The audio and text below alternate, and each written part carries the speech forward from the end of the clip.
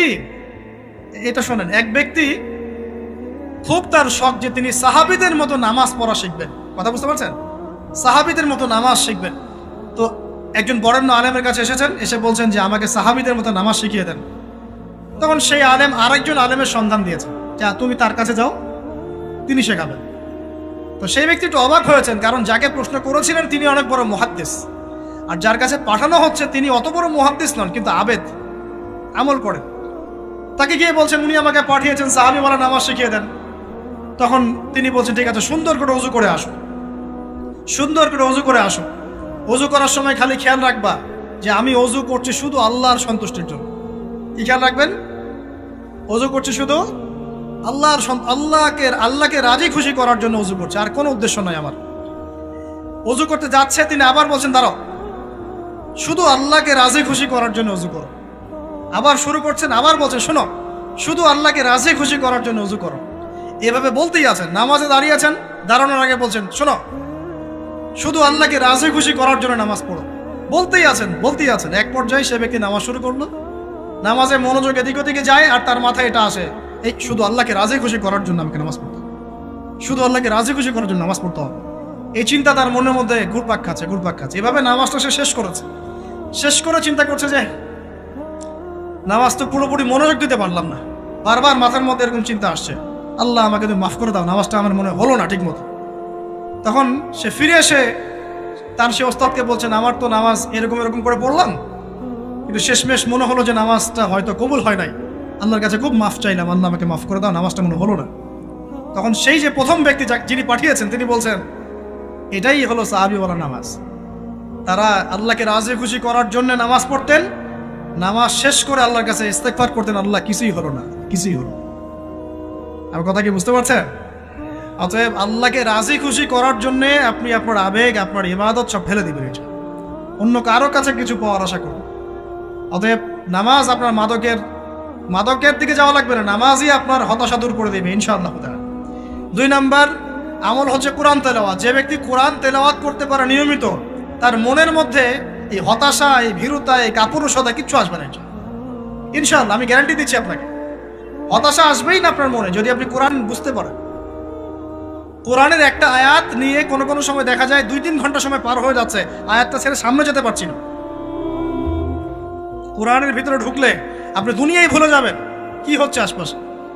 আমি এমন অনেক আলেমকে দেখেছি যে একটা বই, পাতলা একটা বই, আরবি বই নিয়ে পড়া শুরু করেছেন, যে ফজরের পরে জোহরের ওয়াক্ত হয়ে যাচ্ছে, বইটাই শেষ করতে পারেননি।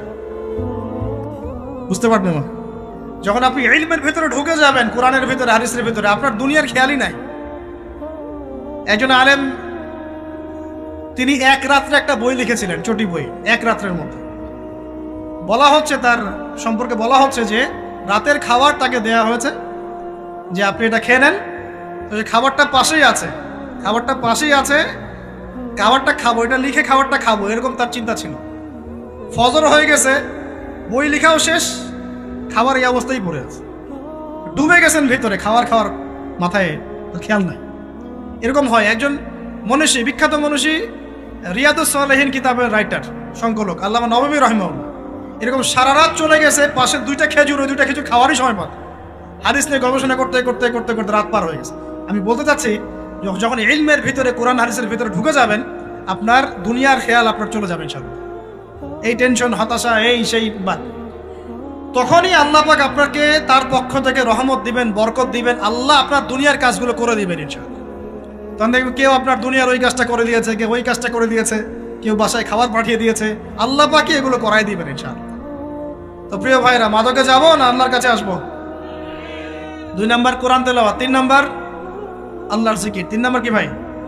আল্লাহর জিকির। চলতে ফিরতে সব সময় মুখ চলতে থাকবে, মুখ না চললেও মনে মনে মন তাজা থাকবে, মনে মনে জিকির হতে থাকবে।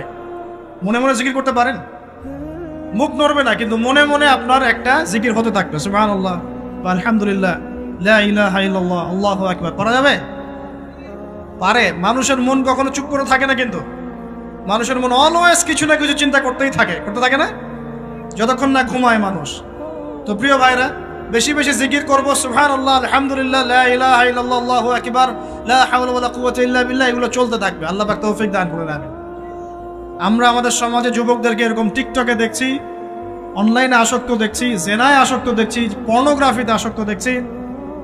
আমরা দেখছি আমাদের যুব সমাজকে মাদকে আসক্ত, কিশোর গ্যাংয়ে আসক্ত। এইগুলো কি আমাদের কাম্য ছিল ভাই? আমাদের কাম্য ছিল? এই অবস্থায় কি যুব সমাজ আল্লাহ পাকের দিনের পতাকা হাতে নিয়ে আল্লাহর জমিনে দিন কায়েম করতে পারবে কিনা একটু আমাকে উত্তর দেন দেখি। এখন এই অবস্থায় পারবে? অতএব অবস্থার উন্নতি করতে হবে কিনা? উন্নতির জন্য রাজি আছি কিনা ইনশাআল্লাহ? আমরা চাই কি আল্লাহ পাকের দিনটা আল্লাহর জমিনে প্রতিষ্ঠা লাভ করুক, আল্লাহর দিন সবার ঘরে ঘরে পৌঁছে যাক, আল্লাহ পাকের দিনের যে সৌন্দর্য সবাই সেটাই, এই সৌরভটা সবাই পাক। আমরা চাই কিনা সমাজে শান্তি প্রতিষ্ঠা হোক, আবার সেই রাসূলের মতো যুগ চলে আসুক? আমরা চাই কিনা? অতএব আমাদের সবাইকে যৌবনের এই প্রলোভনগুলো থেকে বেরিয়ে এসে আল্লাহ পাকের ইবাদতে আত্মনিয়োগ করতে হবে। আল্লাহ পাক আমাদের সবাইকে তৌফিক দান করুন, বলি আমিন। আমাদের সবাইকে আল্লাহ রাব্বুল আলামিন কুরআন এবং হাদিসের গভীর জ্ঞান অর্জন করার তৌফিক দান করুন, বেশি থেকে বেশি ইবাদত করার তৌফিক দান করুন। আল্লাহ পাক সবাইকে হারাম সমস্ত রিজিক থেকে বাঁচিয়ে রাখুন, জেনা, ব্যভিচার এবং নারীর ফিতনা, মাদক থেকে আল্লাহ বাঁচিয়ে রাখুন।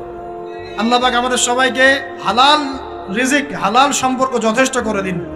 আল্লাহ পাক আমাদের সবাইকে যেন দিনের দাওয়াতের মেহনত করার তৌফিক দান করেন এবং আলেম ওলামার সাথে পরামর্শ করে দিন শেখার এবং বোঝার তৌফিক দান করেন। আর লেকচার শেষ করার আগে দুটো বিষয় বলে শেষ করছি, একটু মনোযোগ দিন। একটা হচ্ছে আমাদের যুবতী দিনী বোনদের জন্য, এখানে বোনরা আছেন না? আছেন কি না? দিনী বোনরা আছেন? একটা নসিহত দিনী বোনদের জন্য আমি একটা নসিহত করতে চাচ্ছি, একটা নসিহত। আমার এই একটা নসিহত একটু মন দিয়ে শুনুন প্রিয় দিনী বোন। রাসূলুল্লাহ সাল্লাল্লাহু আলাইহি ওয়াসাল্লাম আমাদের দিনী বোনদের জন্য জান্নাতে যাওয়ার একটা ফর্মুলা বলে দিয়েছেন। আমি কি বলবো সেটা? আচ্ছা, রাসূলুল্লাহ সাল্লাল্লাহু আলাইহি ওয়াসাল্লাম বলেছেন আমাদের দিনী বোনেরা, আমাদের মায়েরা, এই নারী জাতি মাত্র 4টা কাজ করলে জান্নাতের যে কোনো দরজা দিয়ে ইচ্ছা প্রবেশ করতে পারবে। খুশি হন নাই? কয়টা কাজ? মাত্র 4টা। এক, যদি আমাদের দিনী বোনেরা 5 ওয়াক্ত নামাজটা ওয়াক্ত মতো পড়ে, আল্লাহ পাক তৌফিক দান করুন, বলি আমিন। 2 নাম্বার, যদি তারা রমাদান মাসের রোজাটাকে ঠিক মতো আদায় করতে পারে। 1 নাম্বার 5 ওয়াক্ত নামাজ ঠিকঠাক আদায় করা, 2 নাম্বার রমজান মাসে সাওম রাখা, 3 নাম্বার তাদের লজ্জাস্থানের হেফাজত করা, মানে শরঈ পর্দা মেনটেন করা, শরঈ পর্দা মেনটেন করা।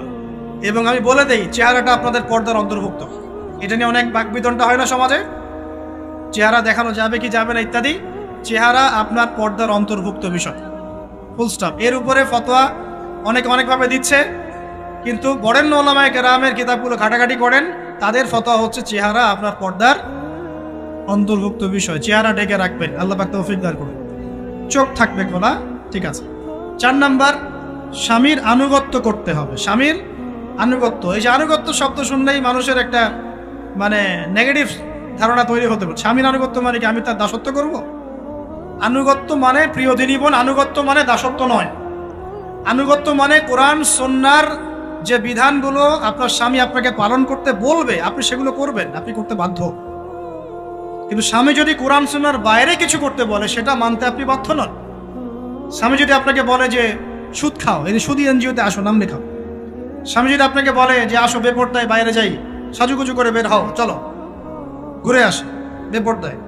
স্বামী যদি বলে দেবরকে একটু খাবারটা দিয়ে আসো, আমার অফিসের কলিগ আসছে, খাবার পরিবেশন করো, আসো ডাইনিংয়ে আসো। এই যে হারাম কাজ, বেপরদার আদেশ করছে, সুদের আদেশ করছে, আপনি সেগুলো পালন করবেন না। কিন্তু হালাল বৈধ যে কোনো বিষয় আপনি স্বামীর আনুগত্য করবেন, এটা আপনার উপর ফরজ। এই 4টা কাজ যদি আপনি করতে পারেন, জান্নাতের যে কোনো দরজা দিয়ে ইচ্ছা আপনি প্রবেশ করতে পারবেন ইনশাআল্লাহ। আল্লাহ পাক আমাদের দিনী বোনদেরকে এই 4টা কাজ করার তৌফিক দান করুন। আমাদের সবাইকে আল্লাহ পাক জান্নাতের জন্য কবুল করুন, বলি আমিন। আরেকটা বিষয় বলতে চাচ্ছিলাম, সেটা হলো ওই যে প্রথমে বলেছি যে সূরা ইউসুফের সেই সমাধানটা বলবো কি না? আচ্ছা, সূরা ইউসুফটা ইনশাআল্লাহ আমি আরেকদিন পুরো সূরাটা সংক্ষিপ্ত করে আলোচনা করব ইনশাআল্লাহ। যদি একটা লেকচারে সম্ভব হবে বলে মনে হচ্ছে না আমার কাছে, 2টা বা 3টা লেকচারে নিয়ে আসবো ইনশাআল্লাহ। তবে আজকে একটা চিস্ট খালি বলছি। ইউসুফ আলাইহিস সালামের জীবনটা খুবই ট্র্যাজেডিপূর্ণ। নবীর পরিবার থেকে ভাইদের শত্রুতায় ওই যে কূপে চলে গেলেন, কূপ থেকে চলে আসলেন মিশরের বাজারে, সেখান থেকে বিক্রি করে দেওয়া হলো তাকে, রাজা তাকে কিনে নিলেন, তারপরে সেখানে তিনি বড় হতে লাগলেন রাজপ্রাসাদে। তারপরে ওই যে রাজার কি স্ত্রী তাকে জেনার জন্য আহ্বান করেছিল, সেখান থেকে তিনি জেলখানায় চলে গেলেন। আবার জেলখানা থেকে আবার মিশরের খাদ্য মন্ত্রণালয়ের দায়িত্ব পেলেন, তারপরে তিনি মিশরের শাসকের দায়িত্ব পেয়ে গেছেন, তাই তো? আচ্ছা, এর মধ্যে একটা জায়গা খালি বলবো আজকে আপনাদের। টপিকটা কি দিবা তোমরা? টপিকটা হচ্ছে চলমান বৈশ্বিক অর্থনৈতিক সংকটে ইউসুফ আলাইহিস সালামের সমাধান। মনে থাকবে? চলমান এই বৈশ্বিক অর্থনৈতিক সংকটে ইউসুফ আলাইহিস সালামের সমাধান কি ছিল? ইউসুফ আলাইহিস সালাম জেলখানায়, কোথায় বলেন তো? জেলখানায়। তখন দুজন ব্যক্তি তাকে বলছে, ইউসুফ, আমরা দুজন দুটো স্বপ্ন দেখেছি, তুমি কি স্বপ্নের ব্যাখ্যা দিতে পারবে? আমরা তোমাকে সত্যবাদী বলে মনে করি। ইউসুফ আলাইহিস সালাম বলছেন, খাবার আসার আগেই তোমাদেরকে স্বপ্নের ব্যাখ্যা দিয়ে দেব। একজন বলছে, আমি দেখলাম আমার মাথায় রুটি রাখা আছে আর পাখি এসে রুটির থেকে খেয়ে ফেলছে। আমার কথা বুঝতে পারছেন কিনা ভাই? আচ্ছা, দুই নাম্বার, দ্বিতীয় ব্যক্তি বলছে, আমি দেখলাম আমি শরাব পান করাচ্ছি আমার মনিবকে। কথা বুঝতে পারছেন? এখন ইউসুফ আলাইহিস সালাম বলছেন, তুমি যে শরাব পান করাচ্ছ মনিবকে, তোমাকে অতি সত্বর মুক্তি দেওয়া হবে ইনশাআল্লাহ। আর যার মাথার উপর থেকে রুটি খেয়ে নেওয়া হচ্ছে তাকে শুলদণ্ড দেওয়া হবে, মৃত্যুদণ্ড দেওয়া হবে। কি বললেন? একজনকে দেওয়া হবে মৃত্যুদণ্ড, একজন কি হবে? ছাড়া পাবে। আর যাকে মনে হলো যে এই ছাড়া পাবে, ইউসুফ আলাইহিস সালাম বললেন, তুমি যখন ছাড়া পাবে তোমার মনিবের কাছে, মালিকের কাছে আমার কথা বলো, আমার কথা আলোচনা করো। কিন্তু শয়তান তাকে ভুলিয়ে দিল, সে আর কথা বলতে পারলো। আরো কয়েক বছর চলে গেল, ইউসুফ আলাইহিস সালাম তখনও জেলেই আছে। একদিন এই রাজা স্বপ্ন দেখলেন। কি স্বপ্ন দেখলেন? যে 7টা পাতলা পাতলা গাভী, মোটা মোটা 7টা গাভীকে খেয়ে ফেলছে। 7টা কি গাভী? জীর্ণ শীর্ণ গাভী 7টা মোটা তাজা গাভীকে খেয়ে ফেলছে। আর দেখলেন 7টা সবুজ শীষ। শীষ বোঝেন কিনা? এই ধানের শীষ না, আবার সবুজ শীষ। আর দেখছেন এই যে শীষ মরে গেলে যেমন দেখায় না একটা রং, এরকম শীষ। এখন রাজা খুব চিন্তিত হয়ে পড়লেন যে আসলে এই স্বপ্নের কি ব্যাখ্যা। তিনি সবাইকে ডেকে বললেন, স্বপ্নের ব্যাখ্যা কি তোমরা জানো? তখন রাজ্য পরিষদের এই যে এমপি মন্ত্রী যারা আছে তারা বলছে, না, এটা কি স্বপ্ন, আহলাম, এটা একটা বাজে স্বপ্ন, উদ্ভট স্বপ্ন, আমরা এটার মানে জানি না। আমরা হলো তাই তো বলতাম নাকি ভাই? কিন্তু ওই ব্যক্তি স্মরণ হয়ে গেল যে ছাড়া পেয়েছে, আরে ইউসুফ তো স্বপ্নের ব্যাখ্যা দিতে পারে। দৌড়ে গেলেন তিনি জেলখানায়। ইউসুফ আইয়ুহা সিদ্দিক, হে সত্যবাদী নবী ইউসুফ, আমাকে কি এই স্বপ্নের ব্যাখ্যা বলতে পারবেন? 7টা জীর্ণ শীর্ণ গাভী 7টা মোটা তাজা গাভীকে খেয়ে ফেলছে। ইউসুফ আলাইহিস সালাম এই স্বপ্ন শুনে বললেন, ইউসুফ আলাইহিস সালাম শুধু স্বপ্নের ব্যাখ্যাই দিলেন না, বরং এই স্বপ্ন যে সত্য এটা তিনি বিশ্বাসও করলেন। এই স্বপ্ন একটা সমস্যাকে নির্দেশ করছে এটাও বুঝে ফেললেন। এই সমস্যার সমাধানও তিনি দিয়ে দিলেন। বলেন সুবহানাল্লাহ। আমার কথা বলছেন, ইউসুফ আলাইহিস সালাম স্বপ্নের ব্যাখ্যা দিচ্ছেন না, বরং স্বপ্নটা যে সত্য তিনি মেনে নিচ্ছেন এবং এই স্বপ্নের ফলে একটা সামনে খারাপ সময় আসতে যাচ্ছে এটা তিনি বিশ্বাস করছেন এবং এর সমাধান তিনি জাতিকে দিচ্ছেন। ইউসুফ আলাইহিস সালাম বলছেন, তোমাদের সামনে 7 বছর দুর্ভিক্ষ হবে। কি হবে বলেন? 7 বছর। সারা বিশ্বের অর্থনৈতিক প্রেক্ষাপট একটু বিবেচনা করেন তো, যে আমরা একটা খারাপ সময় টিকে যাচ্ছি না আস্তে আস্তে, এবং নীরব একটা দুর্ভিক্ষ সারা ওয়ার্ল্ডে চলছে না? করোনার সময় ছিল, ওই সময় একটা সমস্যা ছিল, ইউক্রেন রাশিয়ার ইস্যু ছিল, আরো অনেক ইস্যু আছে, শুধু এগুলো ইস্যু নয়। অপচয় ইস্যু আছে, দুর্নীতি ইস্যু আছে, জুলুম আছে, তারপরে যে পারমাণবিক ক্ষেত্রগুলো আছে, বড় বড় পরাশক্তিদের চাপ আছে, অনেক ব্যাপার আছে, রিজার্ভ কমে যাওয়া, অনেক বিষয় আছে। সারা বিশ্ব একটা অর্থনৈতিক মন্দা দেখছে কিনা? ইউসুফ আলাইহিস সালাম বলেন, 7 বছর তোমাদের এখানে প্রচুর ফসল ফলবে। এটা 7টা সবুজ শীষ, প্রচুর ফসল ফলবে তোমাদের এই অঞ্চলের মধ্যে। তোমরা একটা কাজ করো, তোমরা ওই 7 বছরের ফসলের যতটুকু অংশ তোমাদের না খেলে নয়, অতটুকু দিয়ে তোমরা তোমাদের জনগণের চাহিদা পূরণ করো, আর বেশি অংশটাকে রিজার্ভ করে রেখে দিও। আমার কথা বুঝতে পারছেন? ইউসুফ আলাইহিস সালাম বলছেন না যে স্বপ্নটা সত্য, তিনি সমাধান দিচ্ছেন উল্টা। এটা তো হবে সামনে, স্বপ্ন সত্য মিথ্যা তো দূরের কথা, এটা সামনে হতে যাচ্ছে। 7 বছর তোমরা প্রচুর ফসল ফলাবে, এই ফসলের একটা বড় অংশ রিজার্ভ করে রেখে দিও, আর বাকি অংশটা দিয়ে তোমরা জনগণের চাহিদা পূরণ করো। মানে অপচয় করা যাবে না, যাবে কোনো সম্পদ অপচয় করা যাবে না। এরপর তোমাদের সামনে আসবে 7টা বছর দুর্ভিক্ষের বছর, আকাশ বৃষ্টি বন্ধ করে দেবে, আকাশ কি করবে? বৃষ্টি বন্ধ করে দেবে। তার মানে ওই 7 বছর আমরা কিভাবে চলবো তাহলে? এই যে রিজার্ভ করেছি, এই রিজার্ভ বা সঞ্চিত সম্পদ দিয়ে আমরা 7 বছর চলবো। এরপরে আল্লাহ রাব্বুল আলামিন 8ম বছরে আকাশ থেকে বৃষ্টি বর্ষণ করবেন, আবার ফসল ফলবে। কথা কি বুঝতে পারছেন? এই ব্যাখ্যা অন্যরা দিতে পারলো না, ইউসুফ আলাইহিস সালাম দিতে পারলেন। এই ব্যক্তি দৌড়ে গিয়ে রাজাকে বলল, এই হলো স্বপ্নের ব্যাখ্যা। রাজা, ইউসুফ এই স্বপ্নের ব্যাখ্যা দিয়েছেন। রাজা কত বিচক্ষণ ছিলেন! রাজা সত্য মিথ্যা চিনতেন। তিনি বুঝতেন যে আসলেই সত্য কাকে বলে, মিথ্যা কাকে বলে। এই আমার এমপি মন্ত্রীরা শোনো, তোমরা কেউ সমাধান দিতে পারো নাই, ইউসুফ সমাধান দিয়েছে। ইউসুফকে আমার কাছে নিয়ে আসো, আমি তাকে আমার কাছে নিকটে আসন দিব। বলেন সুবহানাল্লাহ।